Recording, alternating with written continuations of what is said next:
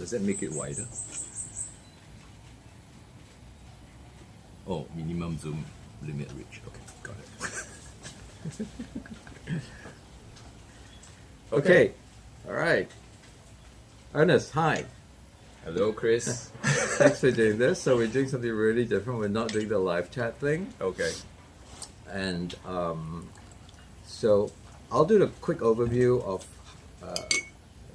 what you do, because I think that it's really interesting. You're an artist. You're a Singaporean artist. You're based in Johor Bahru. Your studio is in Johor Bahru. Mm-hmm. Do you have a studio in Singapore at all? You keep one there? Well, my studio in Singapore is my home. So Okay. So essentially, so I your kind of just- operational I thing is in split JB. yeah. Okay, which is really smart. I think I don't know why more Singapore artists don't do it. And you work in this very interesting space. You know, it's in environment, and I think we are probably going to spend most of our chat talking about that, because I think your work actually has been quite different. You know, it has gone through a few phases, which Mhm. is quite interesting, I think. Mm-hmm. And I think the first thing when I first met you, you were working on something called shore table, Mm-hmm. shore debris table. The shore debris table. Okay, which which is interesting now in retrospect, which is something I want to ask you is, did you realize, because you know the thing was, you would set up this table, you would collect debris from beaches, Yeah. local beaches, right? And then you would set up this table with plates and a pincher, and you would get people to participate and remove plastic to put on the plate. That's right. And that gave, and I actually, I don't know if I saw a video of it, or actually, did I see it actually, and I could see there was like this realization on the face of the participant of like almost horror, because they suddenly made that connection between plastic and Yeah. food. Yep. Yeah. But you know what I want to ask you about is, that was actually very early on. This is before it became a thing about how we understand microplastics now. Did you know about that then? Or was it just like prophetic? You just ended up... No, I mean, I think when I started looking into plastic pollutions in general, I guess way back when I was doing my master's program in the UK, I was looking for a theme to work on for my thesis. And one thing that I started really kind of getting a lot of my attention was plastic pollution. Okay. And Where were you doing your degree? in Goldsmiths in London. Oh, UK. you did Goldsmith. Mhm. Right, cool. Yeah, Okay. yeah. And so I started looking into it Okay. pretty seriously back then, Okay. with the idea of how I could, coming in from the angle of kind of the intersection between art and design Yeah. and social innovation. Okay. And how, let's say, for example, art and design could kind of So you solve this had issue. that kind of inclination to involve environmentalism as part of your work, Oh, as yeah. an artist. Okay, Yeah. that's kind of interesting. Yeah, absolutely. And it's that kind of intersection between two very different worlds that always excites me. Okay, so I mean, the reason I think it's interesting is because I've been working in this field, and I know that early on, when it was very hard to get people even interested in this idea of plastic. You know what I mean? It was such an abstract, and the information was also complicated. You know, there was information saying, "Oh yeah, well, it's not really your plastic; it's actually the plastic in the oceans from the." There was a lot of conflict in the information that made the people actually very distant from it. Yeah. Right? Until recently. Recently, this whole idea of microplastic, and then now that you keep getting data coming, it's entering our brain. They're finding it in our brain, right? Yeah. It's crossing brain-blood thresholds. They're finding it in newborn infants. So now people are scared, I think. Well, I'm not sure if they're scared enough, Chris. You don't think so? Yeah. Really? Still? Because out of sight, out of mind. Yeah. Because if they don't see it, they don't really care. Yeah. Because when you don't care about something, you don't make an effort to correct it. Sure. And you're right, it's a stark contrast. So when I was doing my research, and this is way back to 2009, Wow. Okay. Okay, that's quite a while ago, huh? Plastic pollution was already a thing then. I mean, Sure, it was already sure. a thing more than 20 years ago. Yeah. But you're right. The stark contrast is back then, people give you strange looks if you go into a meeting talking about plastic Sure. pollution. It's like, Yeah. it's like, why should I care about this thing called plastic pollution? Yeah. Fast forward now, yeah, people absolutely understand what you're talking about.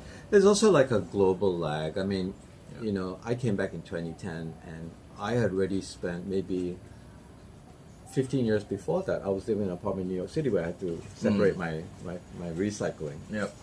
I was already aware that this was an issue. When I came back, they hadn't even really started that programming here. You know, I think it was only like when I moved here, like 2012, 20 something, when they actually had a you know, you had to get the bin and all that kind of stuff. Right. Something I'd already been doing for 25 years. And even then, we were still having to explain to people, what did this mean? Mm-hmm. Why did this matter? You know. So I think now, we've jumped to a place where they can kind of see that it's a problem. You know, I think that the notion that it's a problem has entered the brain space, so to speak, of the general public, right? And I think corporations are a little scared too. I think politicians are also, you know, it's much more prevalent now. Like, you know, now there's no plastic bags in giant supermarket. Yep. So it is changing. And Yeah. it's like a very fast curve Right. now compared to like this long thing about trying to get people to kind of worry about it, you know. Yeah, and I tell you why I feel that people are still kind of not alarmed to a stage where they want to do something about Okay. it. Because until, like, all the research we're seeing now that's Yeah. coming out in the media, on social media, is all about where plastics are found in our body. Okay. Until the time a report comes out that says, with a direct correlation between plastics is now causing XXX Cancer. in our body, Which it kind of already is there. until a report comes out like Yeah, that, yeah, yeah. And it's in the news and it's like understood. I don't think, Okay. Yeah, I think the general population will not be doing anything kind of drastic again. yeah. Or a report That I Yeah. think at a science level it's already happening. We are seeing that it's actually affecting, like, you know, actually is affecting stuff. But you know, these things about money as well. It's like if no one's funding research to actually make those connect, you know, if companies are actually actively lobbying against discovery, then you know it's And that lobbying is very, very serious Sure. and strong. Because just 3 days ago, the plastic treaty that was supposed to be signed and done and they went nowhere with it. wow. Yeah. When you say people, is there a difference between Malaysian people and Singapore people? No. Really? I would say when I say people, I would say worldwide. Okay. Yeah. What about Malaysia and Singapore? Do you see a distinction between those two populations in terms of awareness or? No. I No, think really, Singapore, first world country, blue zone. when it Really? comes to just take one simple thing, sorting our waste. That's still an issue there, really. Yeah, because I would say part of it is social engineering way back when we built our HDBs. Okay. In the 70s and 80s. Yeah. So they introduced that single chute. Every Right. The separation wasn't baked into the. wasn't. Yeah. So it's just Yeah, and it's pile still not everything, there. Okay, put it got into it. a bag, and Yeah. dump it down. Yeah. The chute, Yeah. and the government will take care of the rest, Yeah. right? And that has baked into our psyche, into my parents' psyche, and now of course myself as well, Yeah. because that's kind of what I grew up. I'm used to that. Sure. And if you tell me now, Ernest, I want to put your wet waste, your food waste in one bin, your plastic waste, Yeah. and wash your plastic Yeah. waste, make sure it's Yeah, yeah, washed, yeah. and then your metal in Yeah. your home. Yeah. I'm more like, I don't have space in my home to sort like Sure. that. Yeah. I like, my real estate in my house, in my kitchen is super valuable. I'm not going to put 4 bins there. Sure. You know what I mean? And how am I going to deal with my food waste? Yeah. Yeah. Which is Yeah. interesting because you compare it to like New York. I had a Dragonland lady. If I didn't tie it all together properly, she would like yell at me. you know, and that doesn't exist here. That kind of social peer pressure, or even, you know, this cultural pressure to do the right thing, Yeah. just wasn't there. You know, it's just not kind of not here. I think people are still mixing their way. I mean, you know, it's like I don't think they're doing it as accurately as. But just on your point about the separation, is that is something that kind of drives me a bit crazy. Is we spend so, you know, there's so much money being made in property development. Why isn't this baked in properly in the development part of it? You know, the separation, you know, that separation factor, that composting center, all these things could be baked into all these multi-million-dollar projects, and just make life easier for the human being to interact. You know, what I see instead is I see just the really, really concerned people trying to fix a problem that is being caused by this a non-existence of a solution in the corporate, in the infrastructure of the place. You know what I mean? Yeah. And not to get into the details and the intricacies of public policy, of social behavioral, just a very simple thing, just convenience. Convenience is king. Yeah. Especially in a fast-paced society in Singapore. Yeah. Where speed is an obsession. If you are slow, you are out. You are slow, you're not getting the job done. Sure. So it needs to be fast, it needs to be convenient for me to do my job. Yeah. So sorting waste is slow. Sure. It's inconvenient. Yeah. That's why things like Grab food, you know, home deliveries are making so much money. A successful business. It's so funny because I actually stopped getting Grab because, you know, the amount of waste is crazy. Disposables, because it makes your life easy. You see, you don't even have to wash up after that. You know. Yeah. That's why I say it's an obsession with speed. I always talk about how we have an obsession with speed, and that trumps everything in our lives. Yeah. And because of that, we don't do the necessary way to kind of, for example, just dealing with our trash, you know, sorting it out, because that takes too much time. And if you talk about slowing down, Chris, which, you know, there's certain portions about in our community, in our society that talks about slowing down, which is great and all that. But if you talk about a government who wants to talk about putting this forward to slow down, no way they're going to say that, because you don't want to put slow and GDP in the same sentence. You don't want to put slow and economy in the same sentence, because, you know, no government who wants to get voted in because the you election also see the pushback from the environmental side. I mean, I've talked to much more like radical environmentalists who just got crazy when our Minister of Environment at the time, Yobi Him, was talking about how she would actually try and make sustainability and capitalism work. And, you know, his thing was, it will never work, it cannot work. You know, I'm actually not in agreement with that. I think it's a reality that we have to be capitalistic, whatever. We just have to find we have to find all the mechanics that make the whole thing work, you know, which is... I would say parts of it would work, but a huge part of it will not work if we don't slow down. So you think it's about slowing down? Yeah, and in every sense of that word, you know. Okay. Yeah. Yeah. And eventually we will, like it or not, I think that we will eventually hit that, like it or not, because things are going to break. It's like COVID. It's like you need something like that to like whack you in the face. And, exactly. Make you rethink the value of living and all that stuff, right? And what was COVID a result of? If you really look at it, it's, you know, zoonotic diseases. Sure.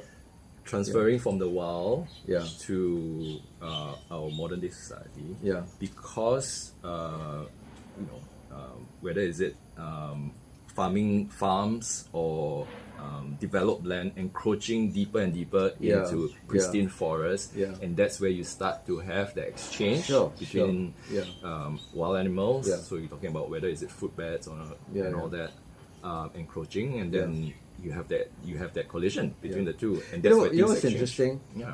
As a kid, I used to eat footbeds because actually it wasn't such a. It was like, you know, one of my dad's friends was a hunter, and he would sometimes give us wood pigeon, fruit, but I mean, it wasn't like Yeah. But we ate it, you know. You guys call So- it flying foxes. My Flying dad, foxes, my yeah. dad always says flying foxes. Yeah.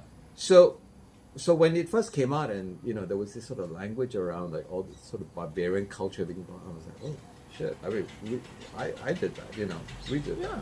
I mean, when I was traveling in Sumatra, this was 2018, I think. Yeah.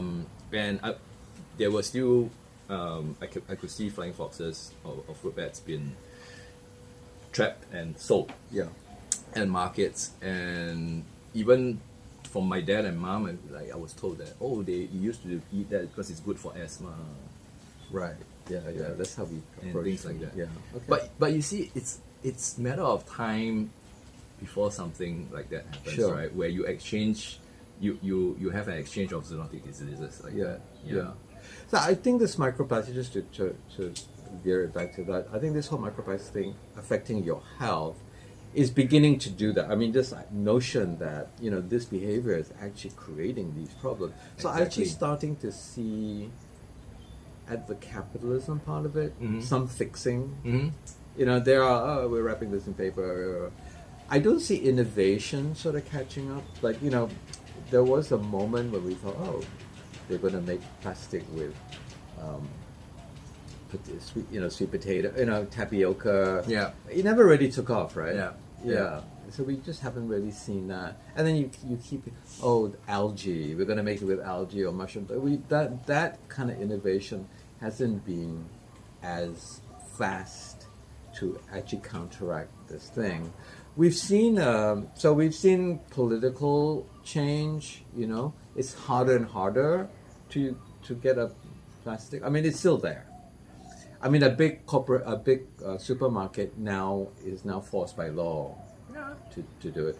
But you know, you go to a small hawker and stuff like that, they're not. They're still going to give you plastic unless you're the one bringing a tingkat and a food container to get, you know.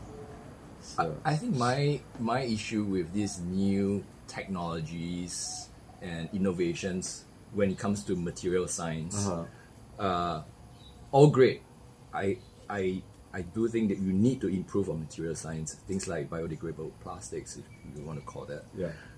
But what that is also saying to us is, hey, go on to consume at your current speed, or even better, because we will give you these wonderful new inventions so that you'll be even more. I hear you. It's not the right way. I hear you. It's like you're still maintaining the speed. So you're okay. I see what the lane you're in. You really feel that we have to actually change our general behavior about how we're living in the world, which is the hardest, right, Chris? Human behaviors to change it. And you can't change it in a generation. I mean, I have to say one way I've changed is actually I've seen decades of scolding. Yeah. You know, the Greta Thunbergs of the world scold the world about doing the wrong thing. Yeah. And I've seen it not work. Mm-hmm. In a lot of ways, it just really hasn't worked. It hasn't changed behaviors at a level that actually is effective. What I have seen change is actually when capitalism is affected. You know, like solar is now a much bigger thing because there's money in it. Yeah. So I think maybe that's the better avenue. You kind of have to accept a little bit that people have to be excited about the capitalism part of change towards more sustainable behaviors. So I think that's Yeah. I mean, call me a pessimist, but I'm gonna say that you have to lose something to gain something. Yeah, I guess. So, at some point, for example, we're gonna lose all our crabs. For example, because, for example, a report comes out. Sure. All our crabs now have so much microplastic in them that you can't eat that. For example, I'm not saying it's Do we know this yet? Well, there are definitely some of it in there. Okay. But if a report eventually, I'm not saying it comes out that says we can't eat crabs anymore because they are so toxic with plastic. Yeah. And there goes our chili crab and our pepper crab from our restaurants. And that's when oh boy, we now have to do something. Yeah. But I raised this in a previous podcast with Misha. Is that just quickly, a friend of mine died. We were supposed to go out for dinner, a whole bunch of us, eat seafood at Gelang Patang. And I couldn't go, and 2 weeks later he was dead. And I was like, what happened? They said, oh, he had some diarrhea, and then he was like, and then and I was like, did you do it? Was it operated? And I couldn't really get a full answer, but in my mind it was like, what had this to do with the dinner? So he obviously had some kind of stomach upset, and then it became more and more serious, and that's what he died from. And I mean, I already know, I'm already worried about seafood, and I know that there is not just issues of it being toxic, but I think just the issues that it cannot sustain fish farming in such a contaminated environment. It could just be high bacterial risk, algae bloom, all this kind of stuff, making the quality of it really poor, and that's what he did. But what I thought was interesting is I then asked a few people in different sections, in different tiers, how would you catch something like this? I just happened to talk with someone from the Department of Environment. I was like, does anybody check whether the seafood is safe to eat? He says, oh, that's not our problem. Yeah. We don't check that. We just check the quality of the water. So Right. you have to ask the fisheries department. Yeah. So I did ask somebody at the fisheries, and he was like, oh no, we don't check that. You have to ask someone at the public health department. And then I realized, okay, it's just only going to come to light when enough people die from it, and public health is alerted. Yeah. So we don't know what the scale is of that one friend dying from eating seafood. You know what I'm saying? Right. I don't eat seafood from Ulaanbaatar anymore. I'm scared. Fair enough. When I buy seafood, I'll buy from the market and say, where did this come from? And if it comes from South China Sea, I'll buy it. I'm not buying anything from this side of But Chris, there's another aspect you're not seeing as well in this story that you're telling me. True, the seafood is one entity and one variable. Okay, how toxic it is, we don't know how, but the other aspect of it is how it was prepared. Another big deal. Another big deal. I'm also scared of that. And just by talking about let's say the quality of oil that Oh was my God. chosen by the hawker to prepare I'm it. terrified of that.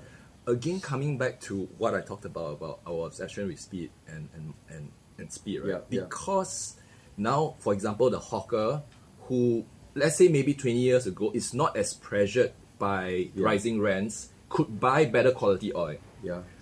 Now, not even. It's like he can't survive if he doesn't buy that cheap oil. Exactly. Now he can't do that. So he has to buy the cheapest oil possible. And he doesn't have to tell you about that. Exactly. Yeah. So I'm terrified of that. it could be the seafood, but I've it stopped also eating- could be the way it's I've prepared. stopped eating all those kind of things that I'm looking at them like, where the hell did that oil come from? Exactly. And it comes back down to, again, obsession with speed and getting by and surviving. Yeah.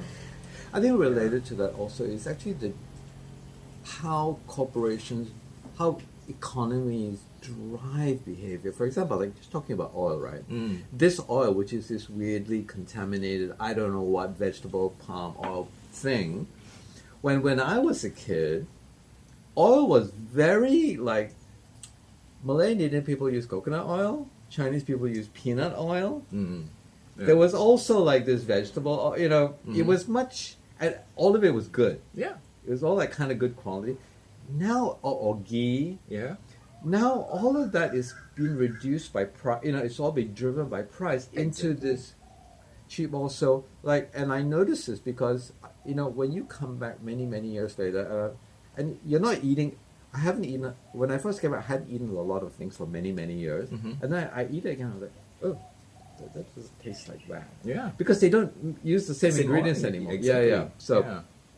And actually, this is happening, as you say, it's hidden. A lot of this you don't even know is going on, and the price of that thing is now very high. Like peanut oil in Malaysia, you can't even buy it. It's actually hard to get. You go and try and find. Yeah. I don't know if it's because I don't actually know. This is just a random conspiracy theory that I don't know if it's at a government level because they just don't want it to interfere with vegetable oil. Which If is I would largely- venture a guess, I would say the makers are pushed out by the cheap oils.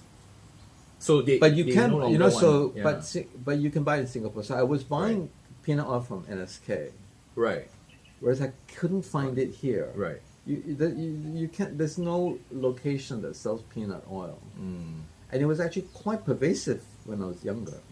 You know, food had a different flavor because of it. You know, and all that kind of stuff. You know. Okay, so yeah, so that connection to the plastic thing. So let's connect it back to your artwork. Do you still do that piece?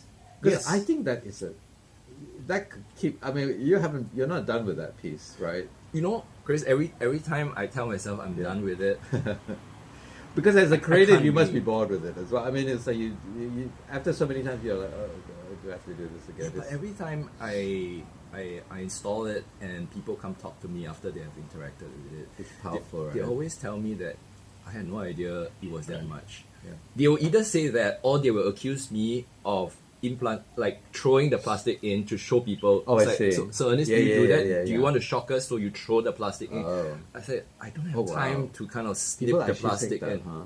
Yeah, because they can't believe Sure. that there's that much Yeah, yeah. just That's- on one Yeah. shoreline in tiny Singapore. Yeah. So imagine around the world. Right. Right. Yeah.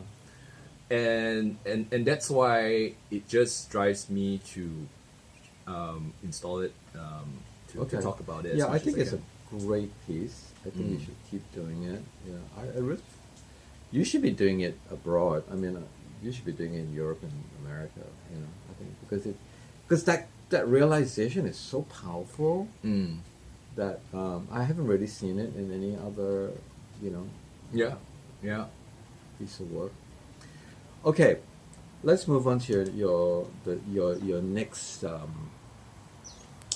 You then went on to start making things with plastic, which was you were doing tiles, Mm-hmm.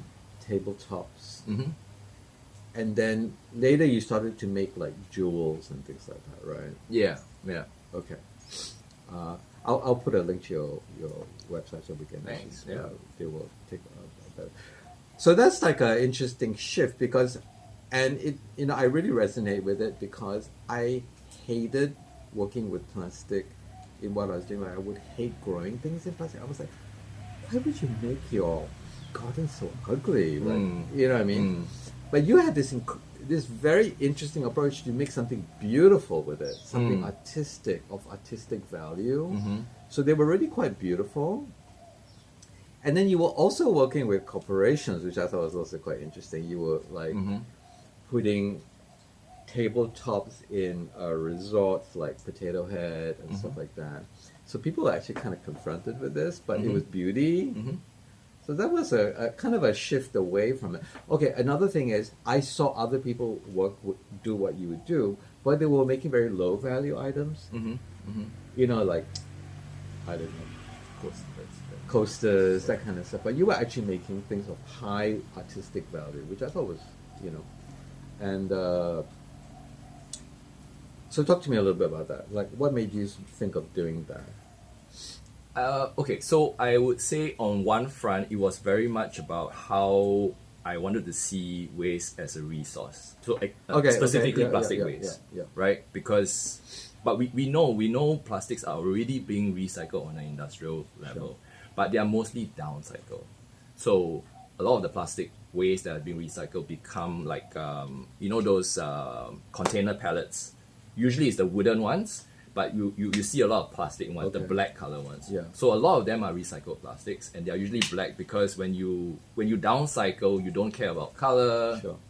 You care about quality because it needs to be strong to hold the goods. Yeah. But it's generally downcycled, or they make like pails and things like that, right? Things that are not food safe, right? So that they don't require much kind of care in making the product. So cheap products. But I was very interested to see how I could add value instead of downcycle. I want to kind of upcycle it, Right. and add value. And how do you add value to something such as plastic waste? I feel the only way, one of the ways I feel through art and design. Sure. you add value in that sense, Yeah. so that people can see it in a different light. Sure. And the complex economy of the whole plastic ecosystem is such that that's the reason why there's so much plastic in the world, and there's so much plastic trash in the world, because nobody wants it. Right? Even the recyclers who are making a business out of recycling plastic, there's so much to deal with. They already have Sure, so it's much. expensive. I mean, They are not going to take yeah, some yeah, more, yeah. you know. And there are not enough plastic recyclers in the world to take all our trash. So a lot of it gets illegally dumped. Sure. Whether is it in illegal landfills or the ocean. Mm. So, but how do you kind of in a way change that? Right, And being I guess an idealist, one way is to Yeah. add value to plastic waste, Sure. right? So for example, if let's say a piece of plastic, a recycled piece of plastic table, for example, because of art and design, can be sold at a much higher value. And people would kind of want to buy this particular recycled plastic product. I don't see You would increase the demand. Yeah. So if you increase the demand upscale, Yeah. upstream, downstream, there will be also more demand to collect. Right. But you know what you were doing? I Yeah. don't really see enough people doing at an international level. Like, you know, at the Milan Furniture Fair, we should be seeing more of this. Do you agree with me or no? Or have you seen? I think there are Okay. a lot more people working with recycled There are, plastics. okay. A lot more. But of course, like you refer to, it's I think it's not enough. Yeah, I don't think it's enough. Yeah. Uh, Or, you know, because I think what you're doing is really interesting. You're turning into beautiful things. You know, there's a market for beautiful things. You know, people will buy beautiful things, Yeah. and then people will copy the people making beautiful things to make a cheaper version of it. So I see, you know, the logic of that. yeah. There just doesn't seem to be enough drive to, you know, there's still too much of demand for Yeah. items that are depleting, marble and, you know, rare woods, and, you know, people are still demanding those things as opposed to, you know, turning, you know, whatever. So, so where you then you did the jewel thing. Okay, that one I've not really caught up with. Tell me a little bit more about that. Like, why did you do that, and how do you see that? Okay, so that's the other aspect of why I chose plastic as Yeah. or recycled plastic as kind of like a medium or a resource or a material to make my artwork with. It's abundant.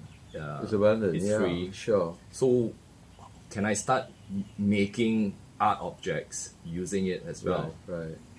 And that was when I wanted to make an art object and also made a statement about it.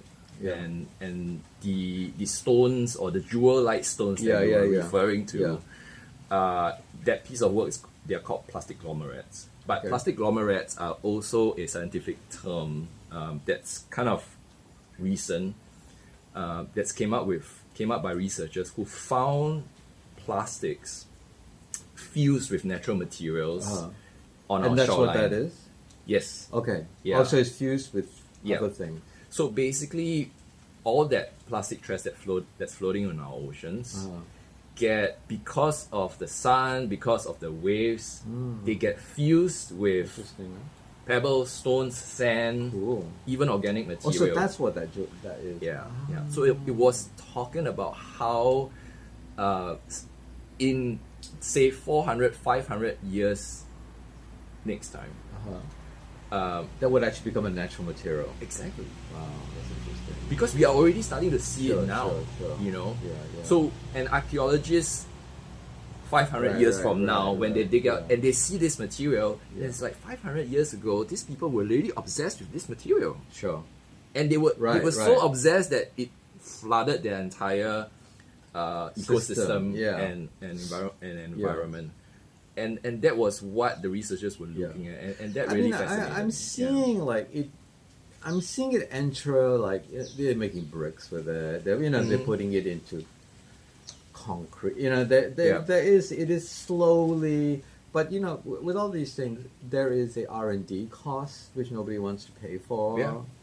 There is actually a real life implementation cost. Again, nobody wants, you know, they just, you know, back to your speed thing, they just want to do the cheapest, quickest Yeah. way that they can. Yeah. But it can move. So, and that pathway into, I think construction is a really strong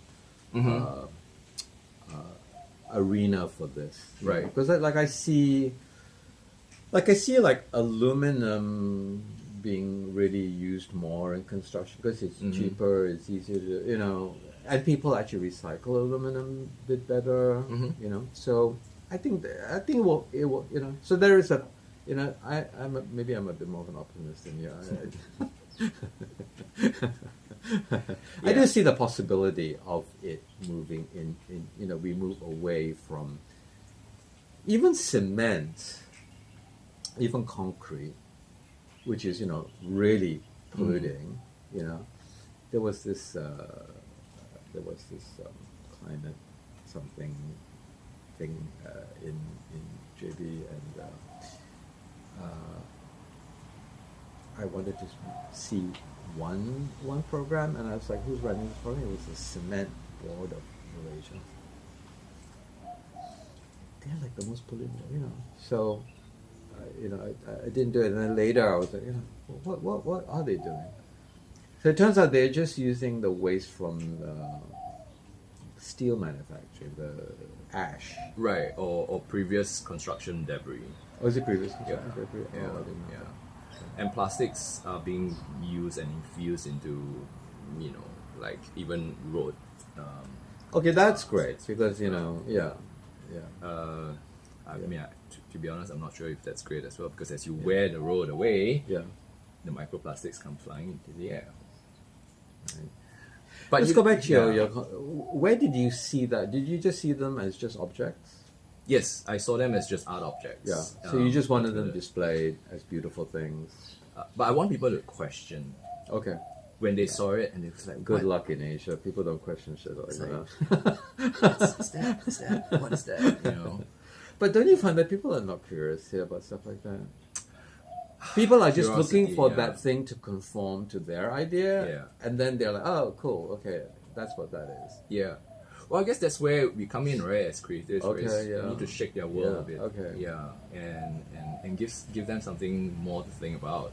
Other than what they have been presented with every day of their life. I think that's where art and design can come in to shake somebody's world. Right. Yeah. I mean, you gave me like a flat vase. Have you done more things like that, like container stuff with the plastics? Recently, I've kind of like done work that I guess more towards art objects, but it's always a continuing kind of exploration of the material, how you could use it in other ways. What about 3D printing? Can you use recycled stuff to do 3D printing? Technically, yes. Now Okay. you can buy recycled filaments. It's those stringy wires thing that Yeah. you fit into your 3D printer. You can buy that. But when you talk to when I talk to a 3D kind of hardcore 3D enthusiast, they always say that it's not great to use the 3D ones because it's unstable, it breaks. Right. And you see that you go back You again. go back to the efficiency, speed thing. Yeah, it's like Okay. no, I just want it to be quick. I don't want to deal with one kind of issues. And I mean, I think there is huge opportunities in 3D printing using recycled plastics. I think it just Are you needs to working get in that? caught Have up. you tried? Are you doing anything in that arena? No, not at the moment. But I did look into it, and I have friends who are doing it. I think it's great. I think Okay. there's Yeah. so much potential Yeah. there. I think what you were doing with I mean, that is actually could move into things like tiling, right? Mm-hmm. Like floor tiles for homes Mm-hmm. could be that. Especially if they were beautiful. I mean, because I think that is the disconnect. It's like no one's making really beautiful things with it. Mhm. And you were making terrazzo, things that look like terrazzo, Mm-hmm. But but then it has to cross a price barrier for it to come Yeah. out. Yeah. And You, all you can do is just do the brain part of it and say, hey, here's the way to get it, Right. and then somebody, and being in fashion, you can see that lag is actually very long, Yeah. like in clothes, there are much better ways to do things. Sometimes it takes something like 10 to 15 years before it actually just, you need like then when I was working, Gap are not quite so big now, but then it took like a Gap to go, okay, we're going to do sustainable cotton. Mm-hmm. And we're going to buy 5 million yards of it. And then sustainable cotton becomes $3 a yard. It changes from that $15 a meter from Europe to a $3 a yard made in China, and it enters the marketplace. So there is this, so that requires a kind of, a few things need to happen. People like you need to bring it aesthetically into public view. Yep. Corporation design needs to look and see, oh, this is going on. Can we add this to create difference in our brand and our offering? Yeah. And then it goes into manufacturing, Yeah. And you need a lot of willpower to kind of implement those sustainable choices. Yeah. Even on the part of the commissioner or the funder or the person building whatever project it is and choosing to use sustainable material. Yeah. As of now, I think you need a lot of willpower to be able to do it, because you can say, I just want to buy this sustainable material, Sure. right? But have you looked really behind the curtain how sustainable the material is? Because it's so easy now to put that label on things. Yeah. But if you really do your homework and you really trace it back to the supply chain and how it was actually made, and even after that, the raw materials, was it really sustainable? Are you knocking on doors for this? For example, like, are you going to big furniture, Italian furniture, high level people who are making these things? Mm-hmm. Are you approaching? Okay. No. Because that's an interesting route as well. Because there was a moment I kind of thought about doing it, Right. Because I was kind of really tired of in American design, and I could also see, like, everything's changing, right? Fashion changes, right? Right. And I could see that the mechanics of fashion there's also friction. For example, when I got into it, there was actually this breakdown between tailoring and sportswear. And one of the friction was actually you try and sell it, and then the department store goes, oh, jackets are sold upstairs in the suit department. Right. Even though it was like the coolest thing in the world to wear a jacket with jeans and a t-shirt. Yeah. But they're not set up to sell it like that. Right.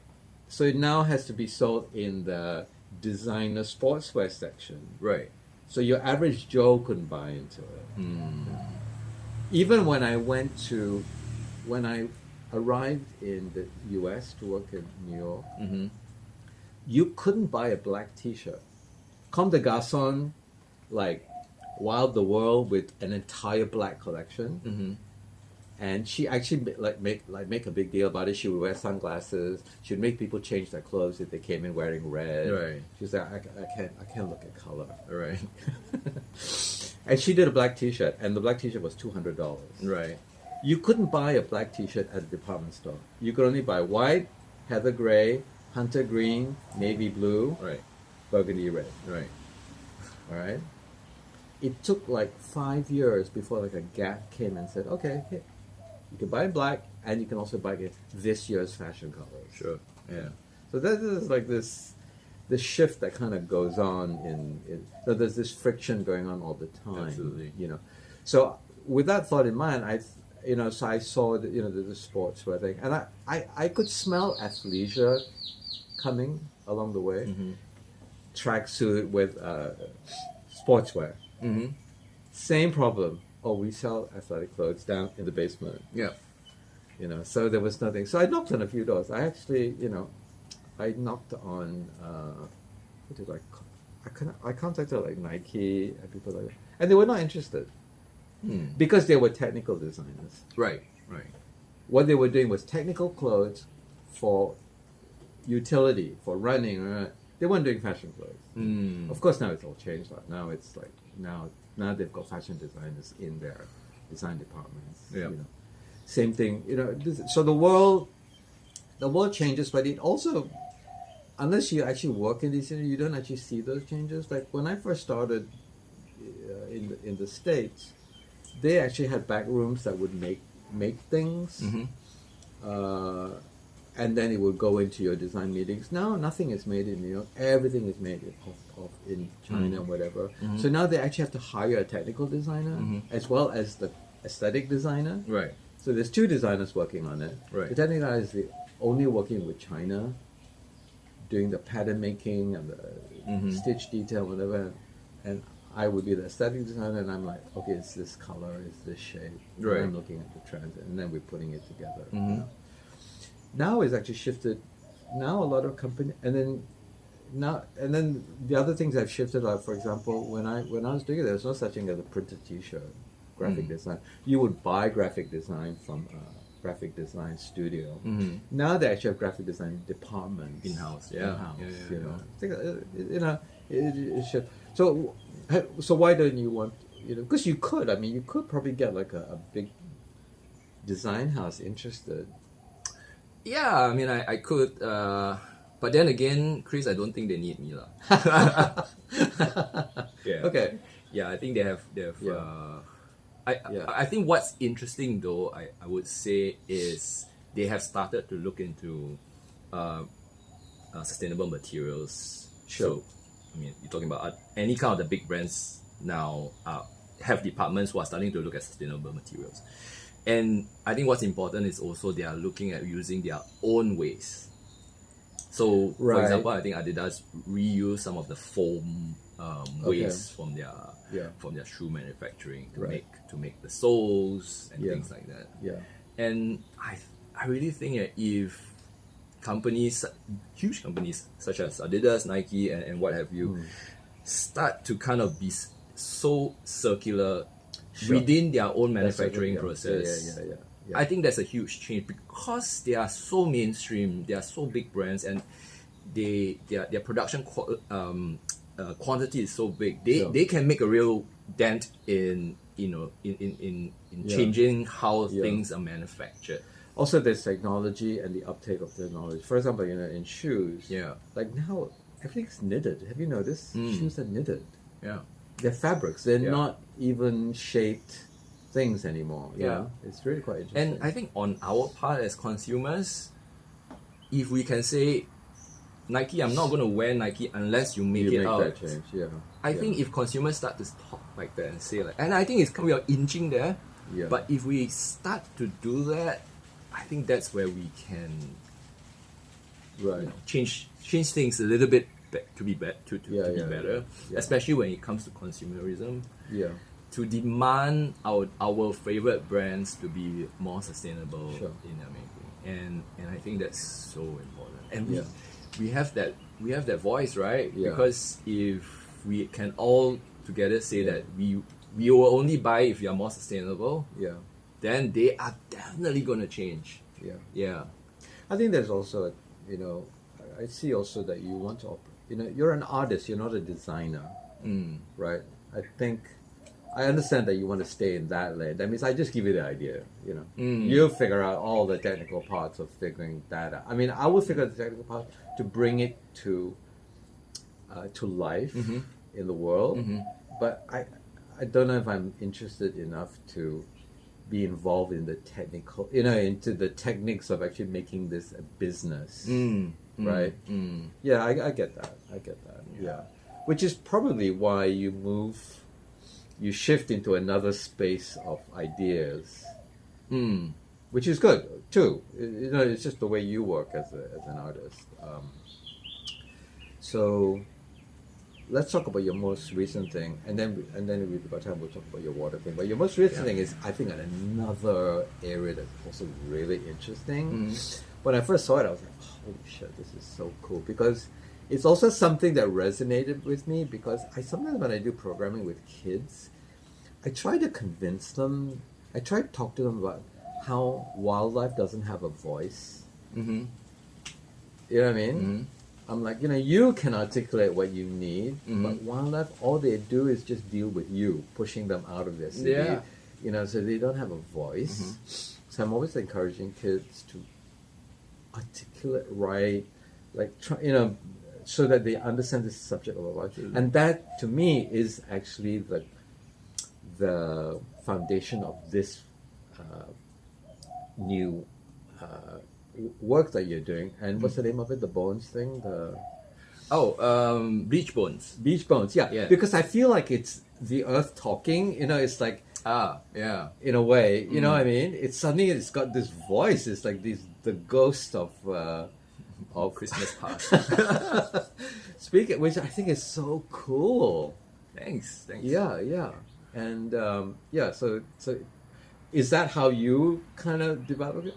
I think maybe you're just instinctual. You don't even know this is going on until it happens, and then it's like then all these connections happen. Like, how did this start? This project?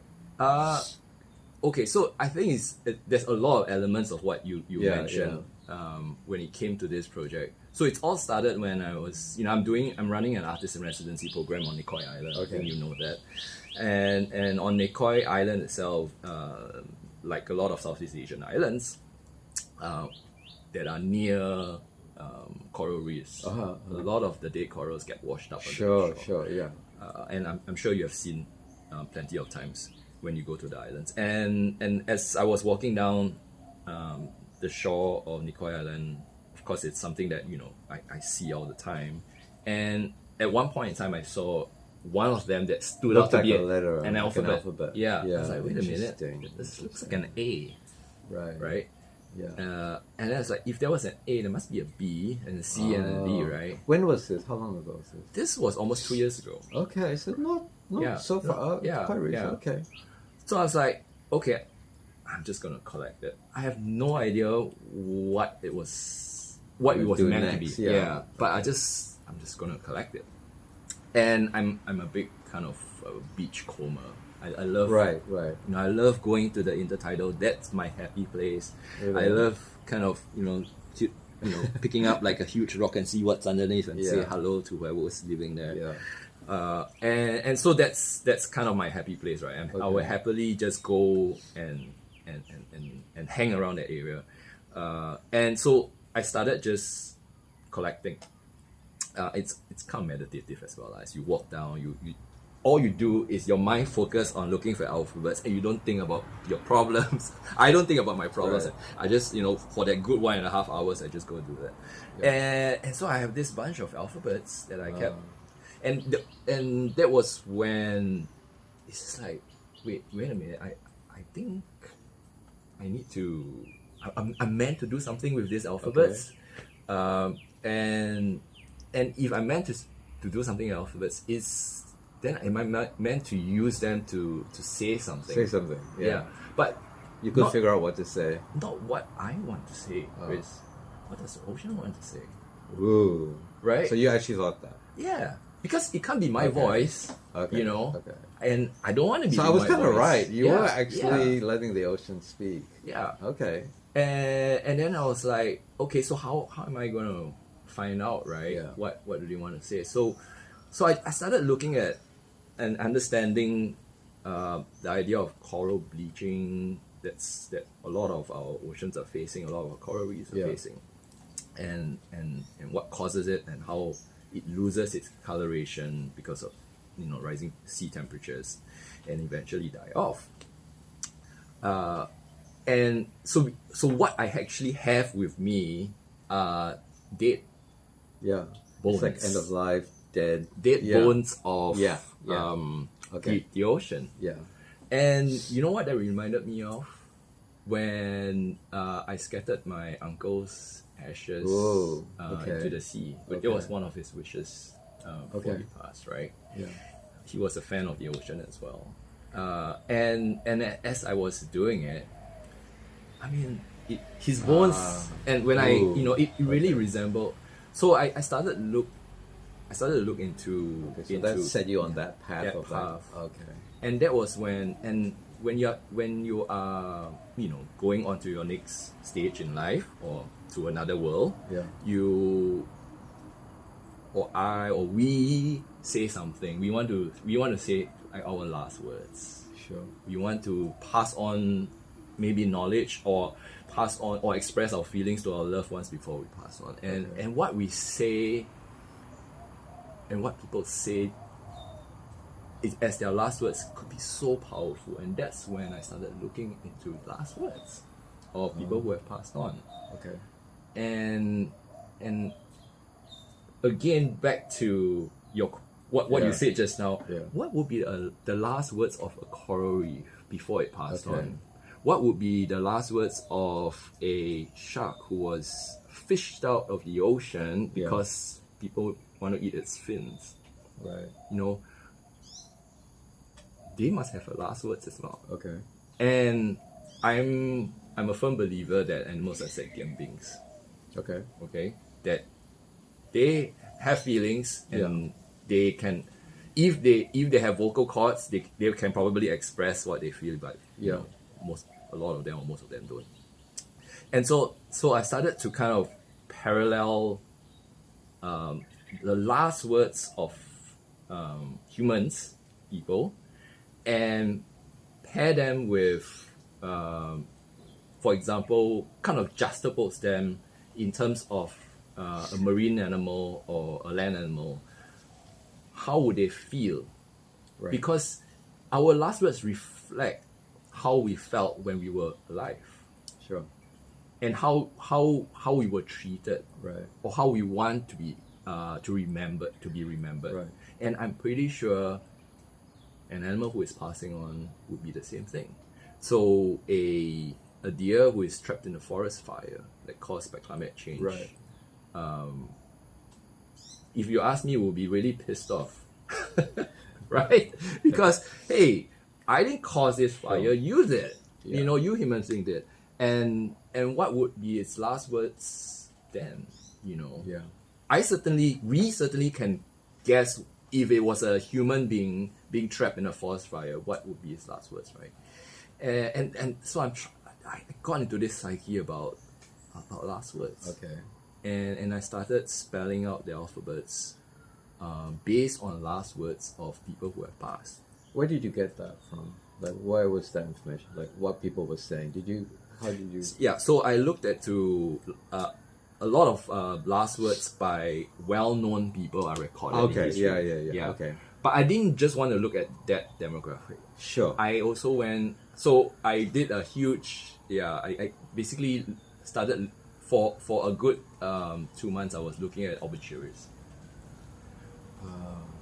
of just ordinary people who have passed.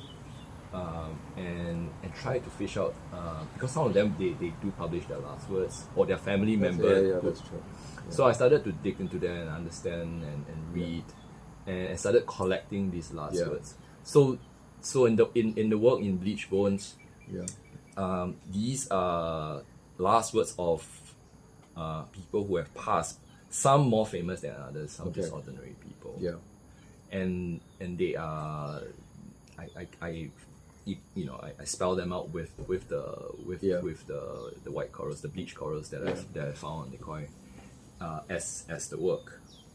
So I remember noticing when I was seeing some interaction on Facebook that a lot of things people say are kind of metaphoric. They're sayings and stuff like that. And it was interesting that if people didn't know, like there was somebody, I think he didn't know, like what to me was actually quite a regular phrase. Then you can't recognize the alphabet. Yeah. Did you was that happening a lot, or was that just me seeing one random?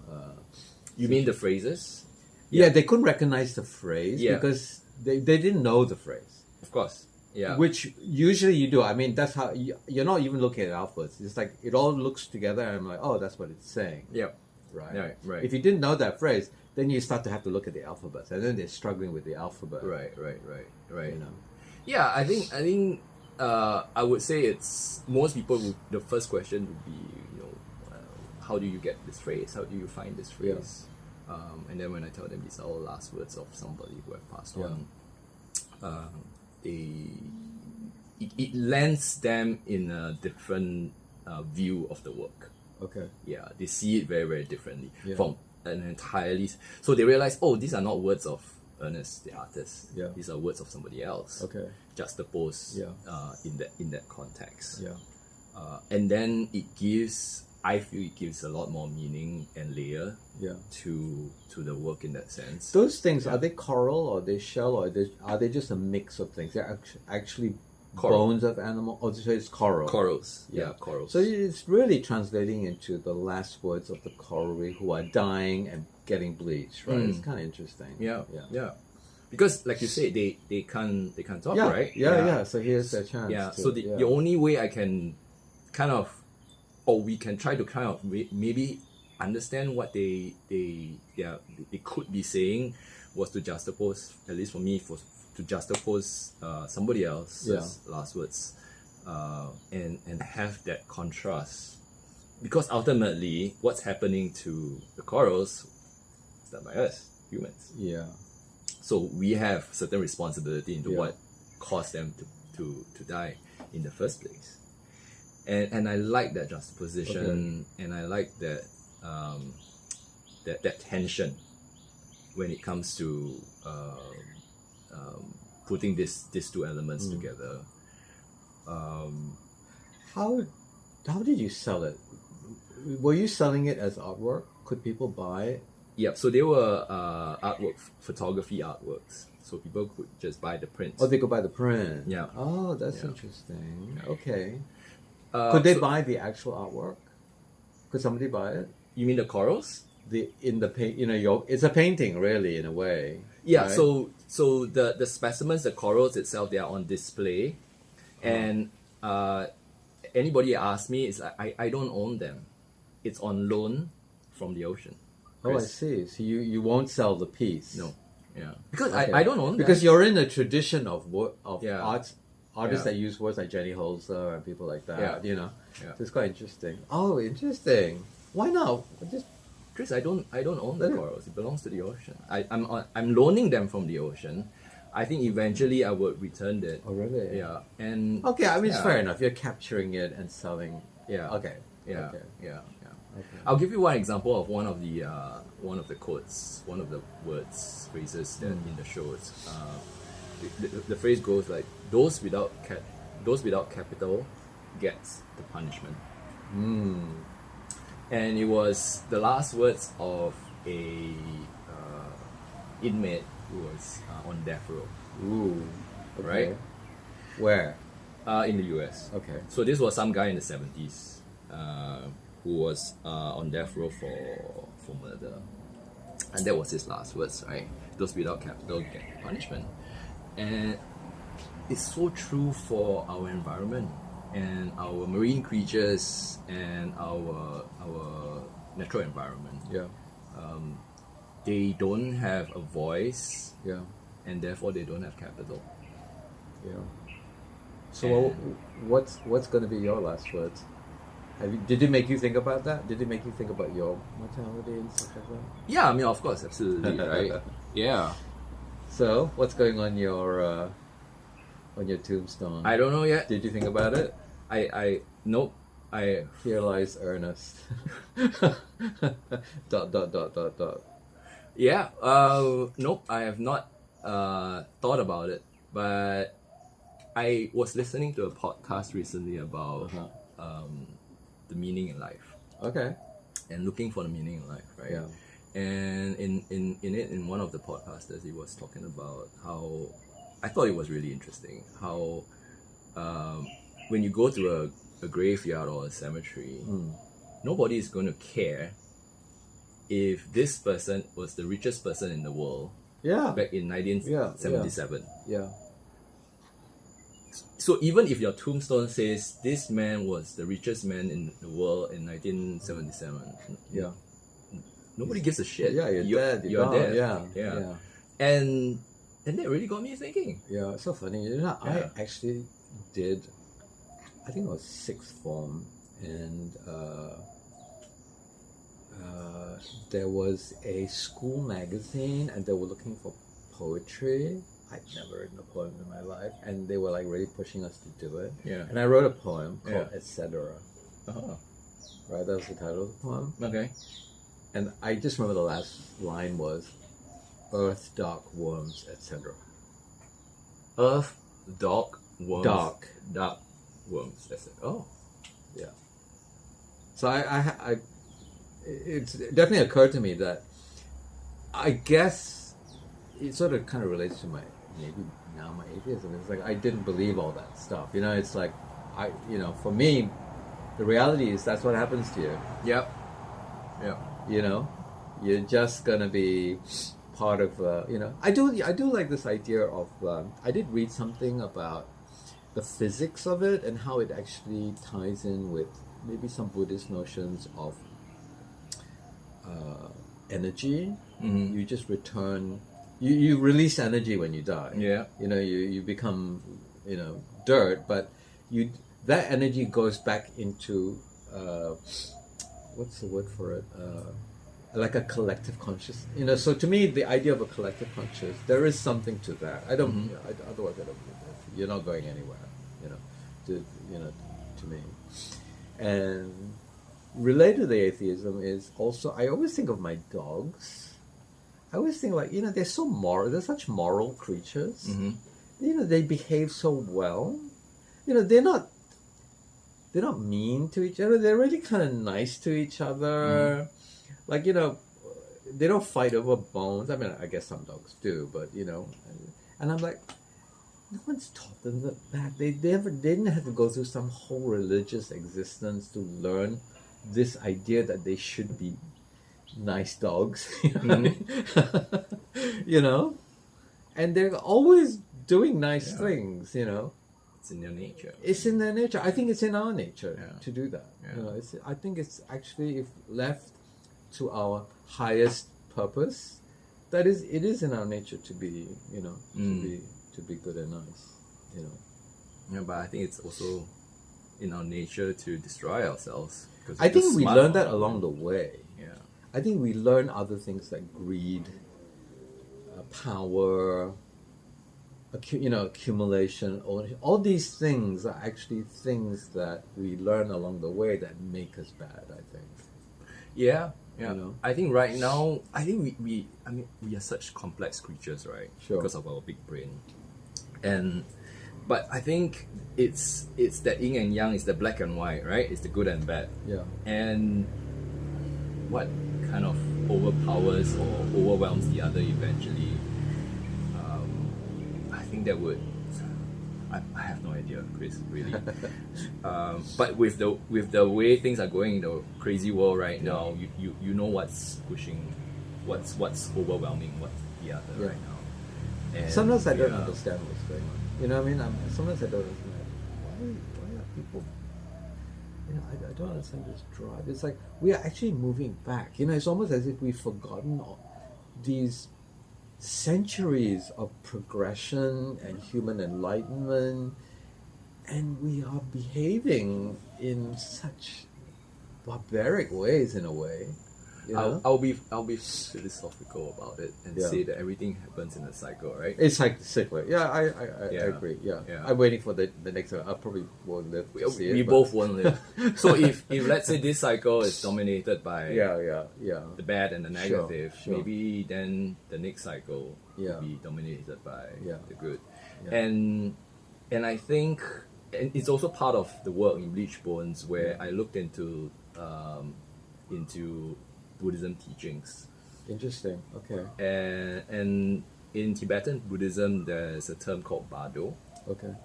And Bado basically describes the intersection because they believe in reincarnation, right? Right. So from the time you pass on and you die, and before you reincarnate, that intersection point, right, is Bado.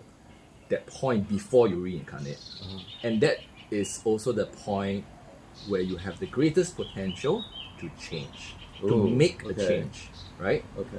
Because now you have just destroyed yourself, it's almost like the phoenix rising from the ashes, right? So it has to die before it can reborn itself into something greater, right? But at that intersection point, you can choose, you can make the decision. It's the highest potential for you to chance to make that to make the better decision, right? And I think we will get there at some point, because I know, as pessimistic as this sounds, where if we decide to destroy ourselves or society or the economy in general, when we rebuild, we always rebuild to be better. I also think what you said is kind of important. It's this cycle thing. I mean, I recently I was looking at there was this exhibition of an impressionist painter. I can't remember if it was Monet or the British one, Turner. And it was like a big retrospective, and you know, it was the whole impressionist thing. And then suddenly this new information comes up that whole era was actually about pollution. You know, it was the pollution in those cities that made them so beautiful. It made the light so interesting. And they were actually responding to actually a damaged environment, turning it into beauty. And then it fixed itself. London stopped becoming so toxic, you know, because people were dying from it and all that kind of stuff. So, you know, I think these things actually do cycle.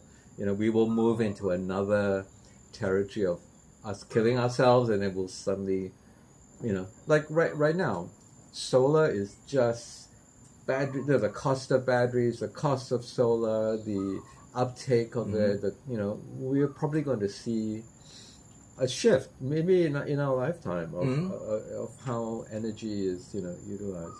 So I told you, an hour goes quick. So we covered three, you know, there were actually also three things I really liked about your work. So we didn't do your work in water, which is, you know, we can probably take into another time. And also your work developing residency, you know, which is also fantastic. Getting other artists to come on board, fantastic thing.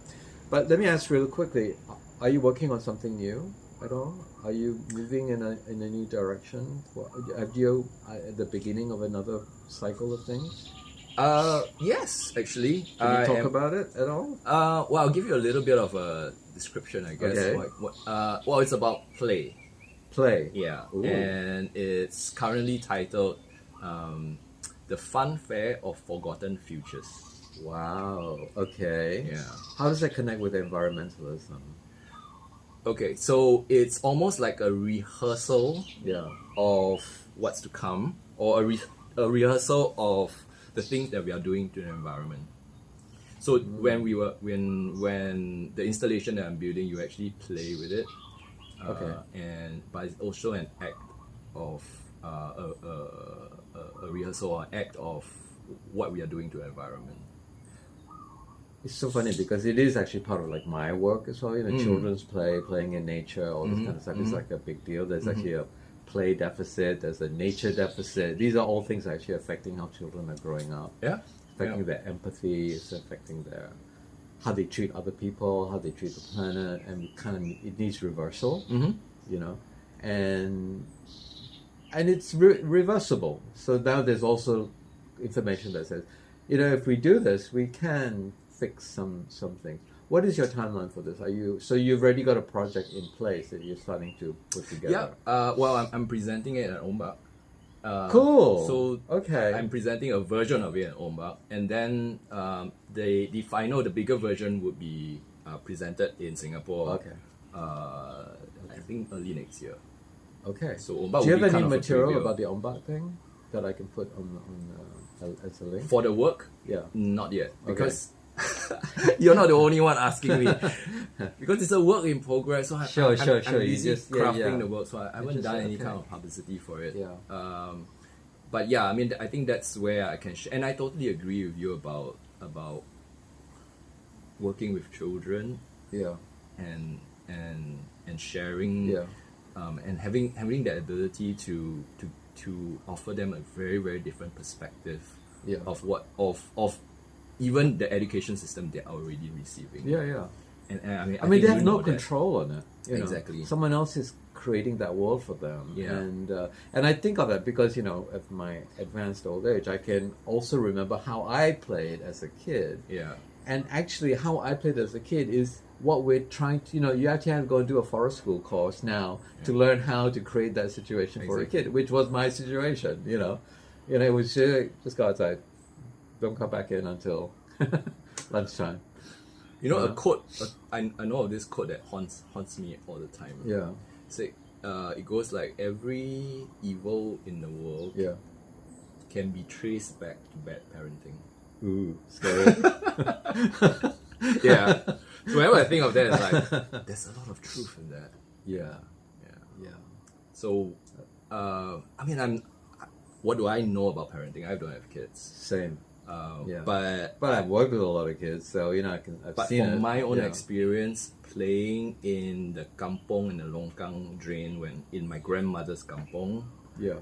I mean, I still have so vivid memory of that. It's so And funny. You're like the second person Yeah. now talking Yeah. about playing in drains. Right. Me and Isha also have these memories of like that was like our highways. There you go. Right. Right.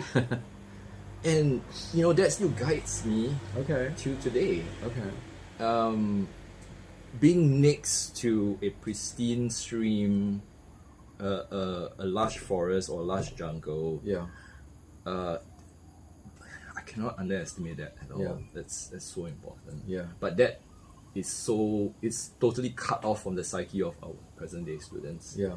We are told that it's indoor and it's outdoor. I've worked with Yeah. you know at Schola Baroka with the kids there. I mean, it was actually really hard to just talk about concept of like land. I'm not, you know, because like they live in apartments. There's no garden. Their urban setup has very little greenery. Mm-hmm.